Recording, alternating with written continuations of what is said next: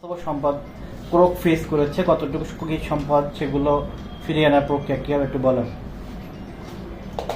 আপনারা জানেন যে দুর্নীতি দমন কমিশন যখন কোনো অভিযোগের অনুসন্ধান করে থাকে, সেক্ষেত্রে দুর্নীতি দমন কমিশনের অনুসন্ধানকারী কর্মকর্তা যদি মনে করেন অভিযুক্ত ব্যক্তির যার অভিযোগ সংশ্লিষ্ট ব্যক্তির সম্পদ সেটা দেশে থাকুক অথবা বিদেশে থাকুক, অথবা মামলাকালীন সময় তদন্তকালীন সময়ে যদি এই ধরনের কোনো প্রয়োজন মনে হয়, তাহলে কোর্ট আদেশের মাধ্যমে সেই সম্পদ স্থাবর হোক অস্থাবর হোক সম্পদ জব্দ বা ফ্রিজ করে থাকেন।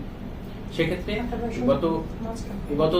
গত 3 মাসে দুর্নীতি দমন কমিশনের অনুসন্ধান এবং তদন্ত কার্যক্রম চলাকালীন সময়ে অনুসন্ধান এবং তদন্তকারী কর্মকর্তাগণ অভিযুক্ত ব্যক্তিদের সম্পদ স্থাবর অস্থাবর এবং ব্যাংক যে হিসাবে যে টাকা যে অর্থ আছে সেগুলো কোর্টের মাধ্যমে কোর্ট আদেশের মাধ্যমে এগুলো অবরুদ্ধ করেছেন। কত টাকার সম্পদ 3 মাসে?